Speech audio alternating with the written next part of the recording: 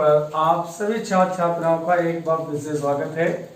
समय के अभाव के कारण वीडियो नहीं बना पाए, लेकिन आप फिर से प्रयास करेंगे कि लगातार आपको वीडियो मिल पाए और महत्वपूर्ण से महत्वपूर्ण प्रश्न आपके सामने प्रस्तुत किए जाए, आप उसका फायदा उठा सके हमारे माध्यम से। तो आज आपको हम सिखाना चाहेंगे कि उपसह संयोजी यौगिक, जिसे हम लोग कॉम्प्लेक्स कंपाउंड या फिर कोऑर्डिनेशन कंपाउंड कहते हैं, उसका नॉमेनक्लेचर किस प्रकार से करेंगे, किस प्रकार से उसका हम नामकरण करेंगे, उसके क्या रूल्स हैं, एक एक रूल को हम बारीकी से समझने की कोशिश करते हैं। तो चलिए आज हम लोग शुरुआत करते हैं कोऑर्डिनेशन कंपाउंड्स का नॉमेनक्लेचर्स को। सबसे पहले तो आपको हम बता दें कि कोऑर्डिनेशन कंपाउंड जो है उसके कितने पार्ट्स होते हैं और कौन कौन से पार्ट्स होते हैं। जब आप इन पार्ट्स को जान जाएंगे तब आपके लिए थोड़ा और आसान हो जाएगा। सबसे पहले एक कंपाउंड यहां पे लिख लेते हैं हम, K4FeCN का होल 6। एक मैंने कंपाउंड ले लिया यहां पर और इस कंपाउंड के अंदर हम सारी चीजों को देखेंगे। देखिए यहां पर एक ये क्षेत्र इसका है, ये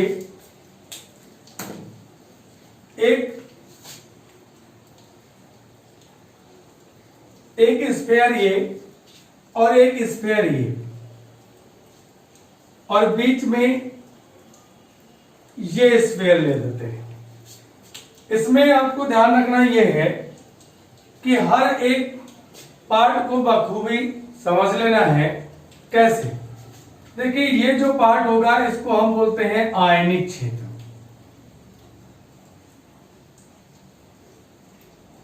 इसको बोलते हैं आयोनिक स्फीयर। और आयोनिक स्फीयर में भी जिस यहां पर हम लिखेंगे कैटायनिक स्फीयर, धनायनिक क्षेत्र।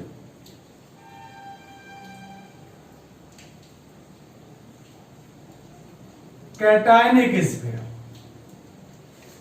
जो पहला पार्ट रहेगा सबसे शुरुआत में कोऑर्डिनेशन ब्रैकेट के पहले, उसको बोलेंगे आयनिक क्षेत्र या फिर धन आयनिक क्षेत्र। जो दूसरा पार्ट इधर लास्ट में रहेगा इसको बोलेंगे हम लोग, यह भी आयनिक क्षेत्र ही है, आयनिक क्षेत्र।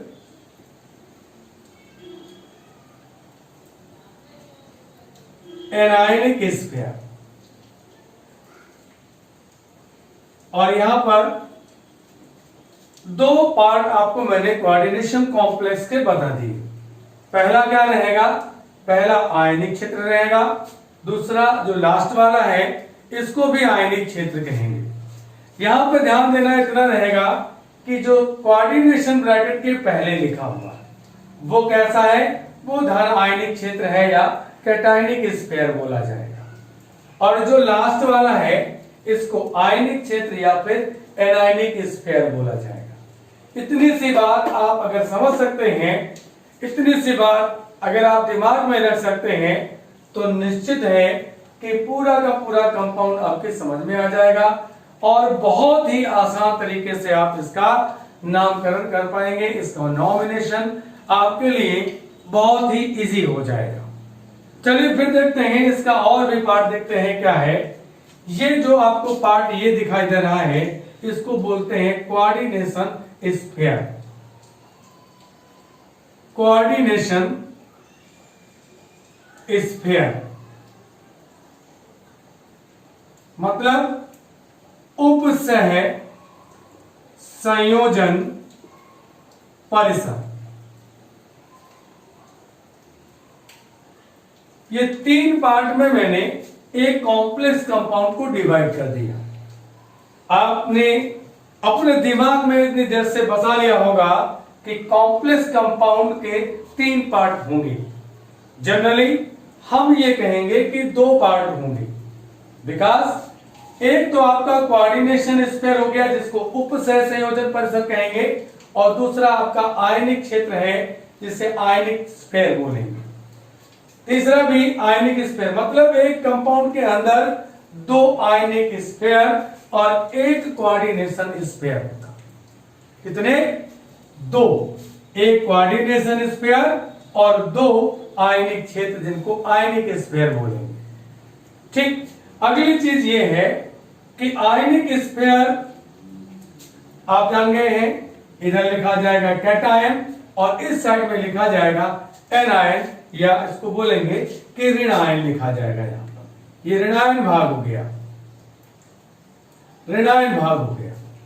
अभी इसके अंदर जो बात आई है कि यहां पर ये जो कोऑर्डिनेशन स्फीयर है इसके अंदर केवल 2 चीजें होती हैं। एक तो यहां पर लिगेंड और दूसरा ये केंद्रीय धातु आयन। अब लिगेंड और केंद्रीय धातु आयन क्या है, इस चीज को भी हम लोग समझते हैं।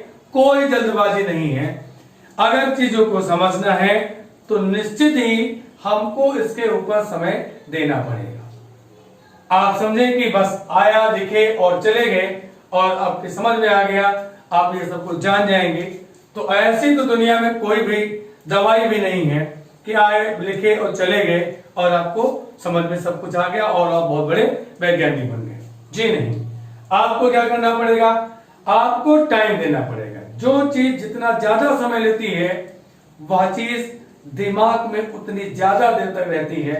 और जब हम सब कुछ पढ़ने के लिए तैयार बैठे हुए हैं तो हमें जल्दबाजी किस बात की है कि नहीं? जल्दबाजी की कोई बात नहीं, क्योंकि जल्दबाजी का काम किसका होता है? शैतानों का। खैर, आगे आप समझ सकते हैं, मैं कुछ कहना नहीं चाहता हूं। ठीक है, देखिए यहां से ये जो पार्ट आपको दिखाई दे रहा है, ये इसको बोलेंगे सेंट्रल मेटल आयन। क्या बोलेंगे? Central metal ion. Central metal ion, केंद्रीय धातु आयन, केंद्रीय धातु आयन, ये चीज। दूसरी चीज, ये जो आप देख रहे हैं, इतना पार्ट ये देख रहे हैं, इसको बोलते हैं लिगेंड। लिगेंड क्या है? लिगेंड वे स्पीसीज हैं जो अपना इलेक्ट्रॉन युग्म केंद्रीय धातु आयन को दान करते हैं। इसलिए हम ये कह सकते हैं कि दाता परमाणु, डोनर एटम। क्या बोले? तो डोनर एटम कहलाएगा। क्या कहलाएगा? Donor atom. और ये लुईस के अकॉर्डिंग डोनर एटम्स को क्या बोलते हैं? Lewis base. इसको बोला जाएगा लुईस बेस। जो सीधी सी बात है कि लिगेंड क्या चीज है? ऐसी स्पीसीज जो अपना electron pair central metal ion को डोनेट करते हो, उनको लिगेंड बोलेंगे। लिगेंड का जो दाता परमाणु है उसे क्या बोलेंगे? लुईस बेस बोला जाएगा। अब बात आती है किसकी? अब बात आती है केंद्रीय धातु परमाणु की। तो केंद्रीय धातु परमाणु है क्या? केंद्रीय धातु परमाणु डी ब्लॉक एलिमेंट होते हैं। डी ब्लॉक एलिमेंट होते हैं। और डी ब्लॉक एलिमेंट में जो डी ऑर्बिटल होती है वो वैकेंट होती है। इस वजह से ये अपने इलेक्ट्रॉनों का विस्तार अपनी खाली ऑर्बिटल्स में आसानी से कर ले जाते हैं। इसलिए इनको हम ये भी कह सकते हैं इलेक्ट्रॉन पेयर एक्सेप्टर भी कह सकते हैं। और इलेक्ट्रॉन पेयर एक्सेप्टर्स हैं तो फिर इनको हम लोग लुईस एसिड भी कहेंगे। क्या बोलेंगे? लुईस एसिड बोलेंगे। तो अभी यहां पर एक चीज और बची। एक चीज और क्या बची? वो ये देखिए, ये जो आपको नंबर दिखाई देता है लिगेंड का नंबर, ये है कोऑर्डिनेशन नंबर इसको बोलेंगे, या उप सह संयोजन संख्या बोलेंगे। उप सह संयोजन संख्या या कोऑर्डिनेशन नंबर बोलते हैं इसको। ठीक रहेगा। अभी देखिए लिगेंड जो होगा वो सेंट्रल मेटल एटम के साथ में डेटिव बॉन्ड के साथ में जुड़ेगा। क्यों? क्योंकि ये अपना lone pair central metal ion को डोनेट करता है और उसको डोनेट करेगा तो कोऑर्डिनेट बॉन्ड बनाएगा जिसे हम लोग डेटिव बॉन्ड भी कहते हैं। ठीक, तो अब एक कॉम्प्लेक्स है, कॉम्प्लेक्स के बारे में आप सब जान गए कि कॉम्प्लेक्स के कौन कौन से पार्ट्स होते हैं। कौन सा पार्ट होता है? आयनिक स्फीयर। कौन सा पार्ट होता है? आयनिक स्फीयर। और कौन सा पार्ट होगा? Coordination sphere. ओवरऑल एक कॉम्प्लेक्स के अंदर दो प्रकार के पार्ट्स होंगे, एक को बोला जाएगा आयनिक स्फीयर, एक को बोला जाएगा आयनिक स्फीयर और दूसरे को बोला जाएगा कोऑर्डिनेशन स्फीयर। जो कोऑर्डिनेशन स्फीयर है इसके अंदर दो चीजें रहेंगी, एक रहेगा लिगेंड और दूसरा रहेगा सेंट्रल मेटल आयन। लिगेंड और सेंट्रल मेटल आयन ध्यान रहेगा, बिल्कुल ध्यान रखिए। सेंट्रल मेटल आयन और लिगेंड। और आयनिक स्फीयर में आयंस होगा, कोऑर्डिनेशन स्फीयर के पहले कैटायन होगा, कोऑर्डिनेशन स्फीयर के बाद में एनायन होगा। और ये जो लिगेंड और सेंट्रल मेटल आयन है इनको हम लोग कोऑर्डिनेशन ब्रैकेट के अंदर लिखते हैं। शायद ये बात आप लोगों की समझ में आ गई है, निश्चित ही आप समझ गए होंगे। अब स्टार्ट करते हैं कि इसका हम नॉमिनेशन कैसे करेंगे। स्टेप टू स्टेप पढ़ेंगे। अगर आज की वीडियो में नहीं आ पाए सारे रूल्स तो अगली वीडियो में आपको जरूर मिल जाएंगे। इसको मैं पूरा सीरियल बाय सीरियल आपके सामने प्रस्तुत करूंगा। आपका मन है आप यहां से फायदा उठा सकते हैं।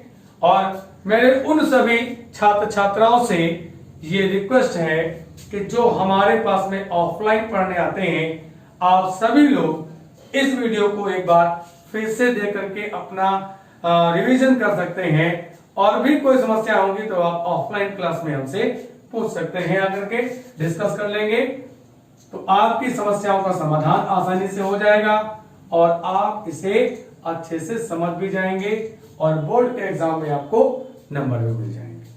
सबसे पहले जो पहला स्टेप करेंगे हम लोग आयंस का नॉमिनेशन, आयन का नामकरण। आयन का नामकरण, nomenclature of ions, nomenclature of ions. तो जैसे मैंने अभी एक कंपाउंड लिया था यहां पर, तो उसी को एग्जांपल लेकर के हम यहां समझ लेंगे कैसे।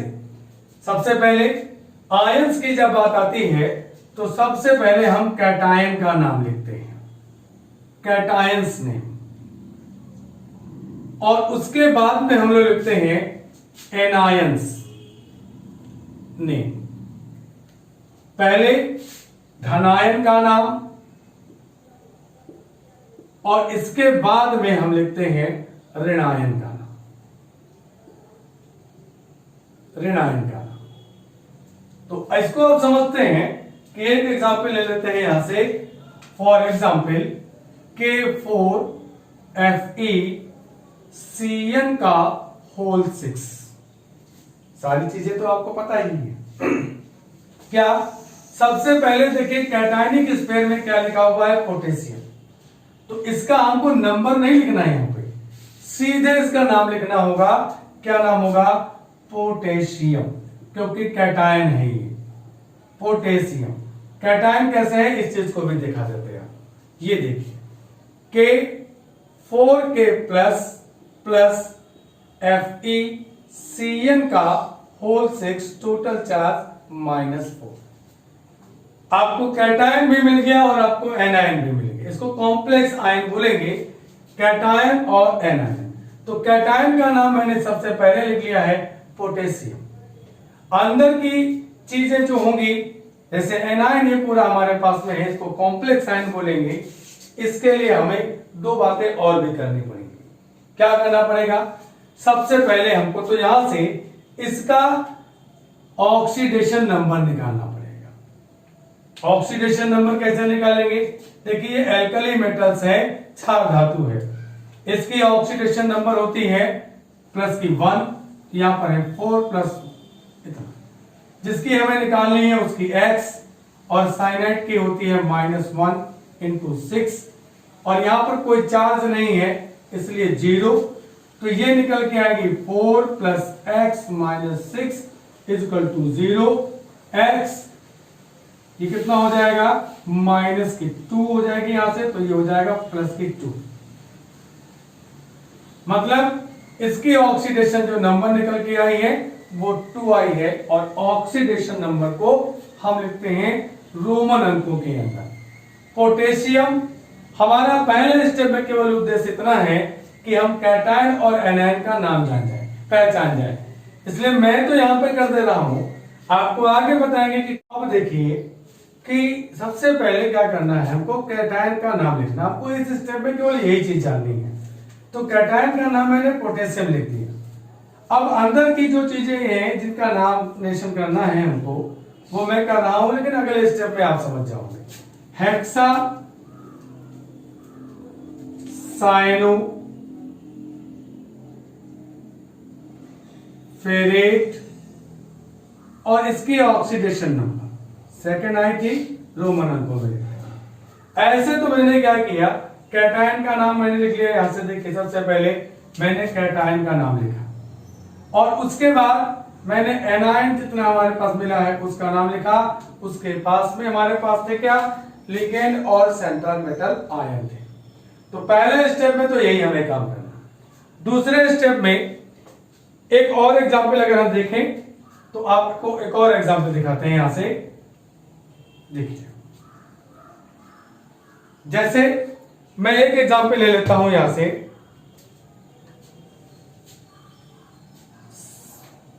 Cu NH3 का होल 6 और Cl3। अब देखिए यहां पर अगर इसका हम आयनाइजेशन देखें तो ये मिलेगा Cu NH3 का होल 6 प्लस 3 और 3Cl माइनस। तो इसमें क्या है, ये वाला पार्ट जो आपको दिखाई दे रहा है वो पार्ट कौन सा है?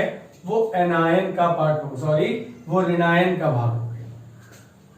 नहीं, ये धनायन का भाग हुआ। ये आपका जो हुआ वो ऋणायन का पार्ट हुआ।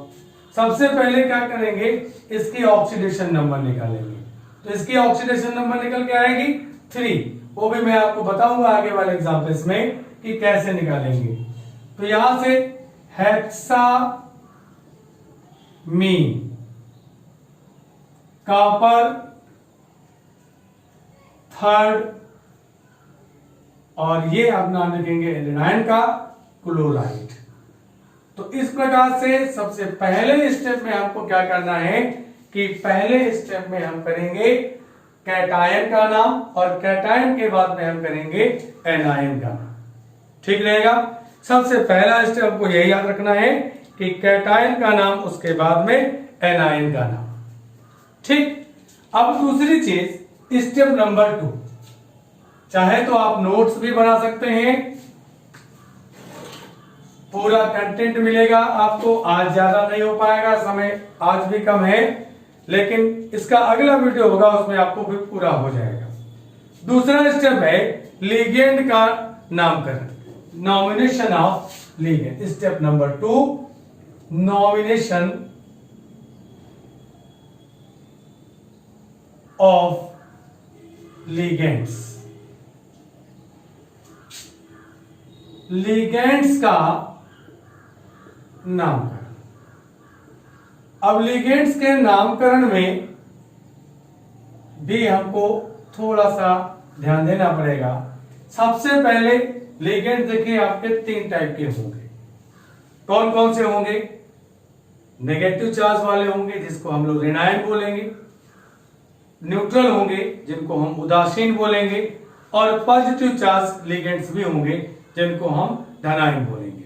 3 प्रकार के लिगेंड्स हैं। तो लिगेंड्स के नॉमिनेशन का जो सीरियल है वो क्या होता है, पहले हम ऋणात्मक लिगेंड को लिखते हैं, ऋणात्मक लिगेंड। और ऋणात्मक लिगेंड के बाद में, इसके बाद में हम लोग लिखते हैं उदासीन लिगेंड। और उदासीन लिगेंड के बाद में हम लोग लिखते हैं धनात्मक लिगेंड।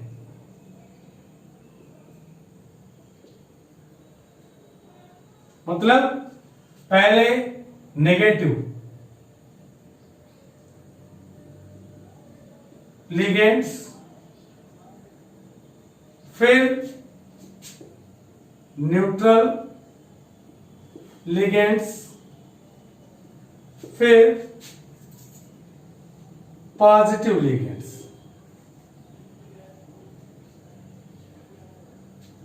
ये सीरियल होता है। अच्छा, यहां पर एक बात और भी जानो, एक बात और क्या है कि ये जो नेगेटिव लिगेंड हो, तो आप ये चीज देखना कि हो सकता है किसी कॉम्प्लेक्स में ये 2 या 2 से अधिक भी हो सकते हैं, 2 या 2 से ज्यादा भी हो सकते हैं या प्रेजेंट हो सकते हैं।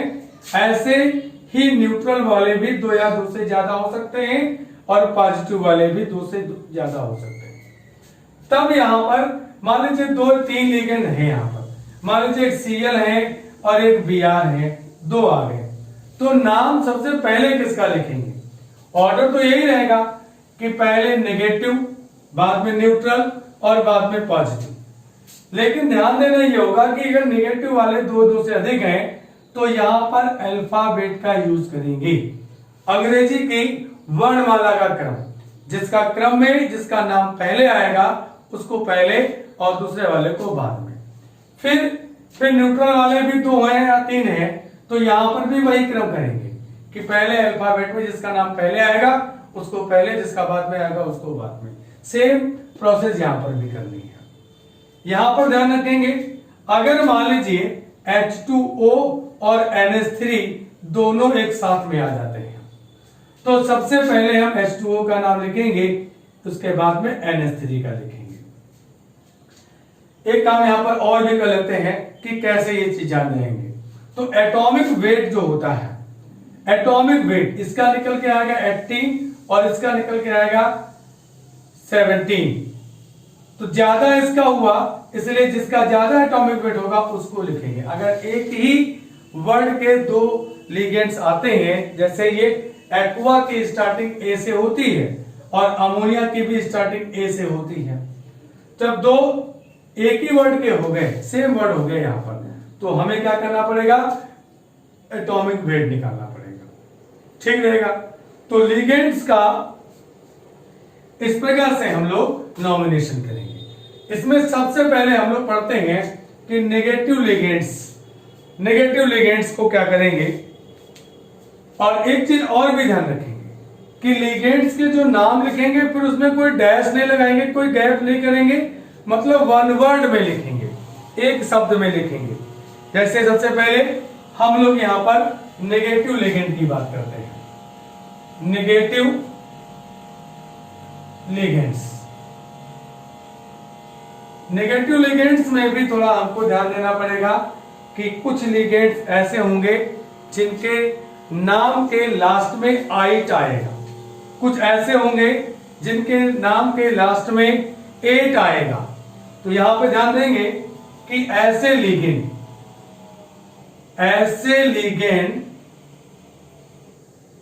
जिनके नाम के अंत में आइट या फिर 8 आएगा, आता है, तो ये जो ई है, ये ई है, तो ई के स्थान पर ओ लिखा जाता है, ई के स्थान पर ओ लिख दिया जाएगा। ऐसे करेंगे, इस बात को हमें ध्यान रखना पड़ेगा। अगर लिगेंड के नाम के अंत में आइच आता है, 8 आता है, तो फिर उसका ई हम हटा देंगे यहां से और उसकी जगह पर ओ लगा लेंगे। जैसे मैं एक एग्जांपल ले लेता हूं, नाइट्रेट। मिटा दो उसको। तो देखिए कुछ एग्जाम्पल्स देख लीजिए यहां से। नाइट्रेट जैसे आ गया NO3 नाइट्रेट, तो देखिए इसके नाम में 8 आ गया। तो 8 का हम क्या करेंगे, जो E है E को रिप्लेस कर देंगे O से, तो इसकी जगह पे हम लोग करेंगे नाइट्रेटो। क्या हो जाएगा, नाइट्रेटो हो जाएगा। E की जगह पर हमने ये लगा दिया। अगला है, अगर मैं ONO माइनस नाइट्राइट, नाइट्राइट यहां पर देखिए ITE आया, तो ITE की जगह पर जो E है E को हम हटा देंगे, इसके स्थान पर क्या ले आएंगे, O ले आएंगे, नाइट्राइटो हो जाएगा। सही रहेगा कि अगर ITE आया या ATE आया, जैसे अभी एक और एग्जांपल देख लो कि कार्बोनेट CO3 माइनस, क्या है, कार्बोनेट। तो इसमें 8 आया है, तो 8 का जो E है उसको हम चेंज कर देंगे, कहां से, O से कर देंगे, तो हो जाएगा ये कार्बोनेटो हो जाएगा। क्या हो जाएगा, कार्बोनेटो हो जाएगा। समझ में आया होगा आपको। चाहे तो एक और एग्जांपल देख लें यहां से, जैसे मैं लेता हूं ऑक्सीलेट C2O4 माइनस 2, ऑक्सीलेट। ये देखिए 8 आया, तो 8 का E हटा देंगे, क्या हो जाएगा, ऑक्सीलेटो हो जाएगा। क्लियर रहेगा, नहीं रहेगा, मतलब अगर नेगेटिव लिगेंड है और उसके नाम में, नाम के लास्ट में अगर ITE या ATE आता है, तो उसको हम क्या कर देंगे, उसको हम उसका E हटा देंगे और उसकी जगह पर O ले आएंगे। एक और एग्जांपल देख लीजिए, 4-5 एग्जांपल हो जाएंगे तो आपको समझ में आ जाएगा। CH3COO माइनस एसीटेट, ये देखिए, तो क्या हो जाएगा, एसीटेटो हो जाएगा। एसीटेट का क्या हो जाएगा, एसीटेटो हो जाएगा। सल्फेट SO4, सल्फेट, और 8 फिर से आया है, तो E हटाओगे यहां से, क्या हो जाएगा, सल्फेटो हो जाएगा। तो उम्मीद करता हूं कि आप लोग इतना रूल्स समझ में अच्छे से समझ लिया होगा, आपकी समझ में आ गया होगा। और आज भी समय के अभाव के कारण थोड़ा हमें वीडियो को अपने यहीं रुकना पड़ेगा। आगे पढ़ने के लिए आप सभी लोग हमारे चैनल पर बने रहें। और फिर से मैं आपको एक बार कह रहा हूं कि अब से जो वीडियो हमारी बनेंगी वो सारे के सारे मोस्ट इंपॉर्टेंट क्वेश्चंस होंगे, सारे मोस्ट इंपॉर्टेंट कंटेंट होंगे। और मैं पूरी कोशिश करूंगा आप लोगों को अच्छे एग्जाम्पल के साथ में समझाने की। Thanks for watching video.